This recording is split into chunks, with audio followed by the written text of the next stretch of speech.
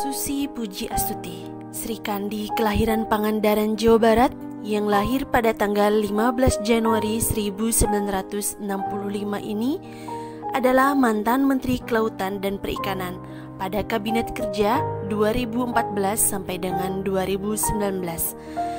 Ia sukses dalam mengelola kelautan Indonesia dari campur tangan pihak asing yang tidak bertanggung jawab. Ibu Susi Pujiastuti dijuluki sebagai Ratu Laut Indonesia yang mempunyai banyak prestasi dan mempunyai kebijakan yang tegas, khususnya pada aksi penangkapan ikan ilegal. Dedikasinya kepada Ibu Pertiwi membuat kami memilih Susi Pujiastuti sebagai tokoh yang memiliki nilai-nilai berakhlak dalam dirinya. Berorientasi pelayanan. Saat ini, Ibu Susi Pujiastuti sudah tidak lagi menjabat sebagai Menteri Kelautan dan Perikanan. Namun, beliau tetap mengunjungi beberapa nelayan yang sedang bekerja di laut, menjadi konsultan bagi para nelayan, dan memberikan ilmu-ilmu bagi para nelayan untuk meningkatkan produktivitas.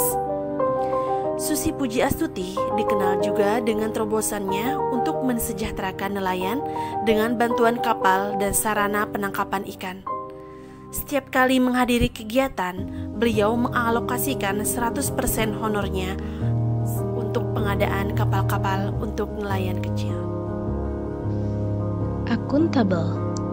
Dalam menjalankan tugasnya, Ibu Susi Pujiastuti mempunyai kinerja yang sangat baik untuk melindungi wilayah perairan dan kelautan Indonesia. Potensi kelautan bangsa Indonesia yang begitu melimpah dioptimalkan untuk menambah pendapatan negara. Beliau juga tidak segan untuk menangkap dan menenggelamkan kapal-kapal asing ilegal yang melanggar zona ekonomi eksklusif wilayah Indonesia, sehingga menimbulkan efek jerak kepada kapal-kapal asing yang berniat untuk mencuri ikan di wilayah kelautan Republik Indonesia. Kompeten. Pengalaman dalam mengelola potensi kelautan menjadikan Ibu Susi Pujiastuti mempunyai profesionalisme yang tidak diragukan, sehingga beliau dipercaya untuk menjabat Menteri Kelautan dan Perikanan di jajaran Kabinet Kerja pada periode 2014 sampai 2019. Beliau merintis usaha dari bawah hingga memiliki perusahaan penerbangan yang digunakan untuk mempermudah pemasaran produk hingga ke luar negeri. Meskipun tidak mengenyam pendidikan tinggi, tetapi kemampuan beliau tidak diragukan, sehingga dipercaya untuk menduduki posisi sebagai menteri. Harmonis. Dalam menjalankan roda perusahaan maupun roda pemerintahan, Ibu Susi Pujiastuti membangun komunikasi yang baik dengan siapapun. Beliau tidak segan turun langsung ke lapangan dan tidak ragu untuk berbagi ilmu kepada bawahan, bahkan nelayan sekalipun, sehingga sangat populer dan disukai oleh masyarakat, terutama kalangan nelayan. Loyal. Sikap loyalitas Ibu Susi Pujiastuti terhadap pimpinan maupun negara perlu kita contoh. Beliau tidak ragu untuk menenggelamkan kapal-kapal asing ilegal yang mencuri ikan di wilayah maritim Nusantara.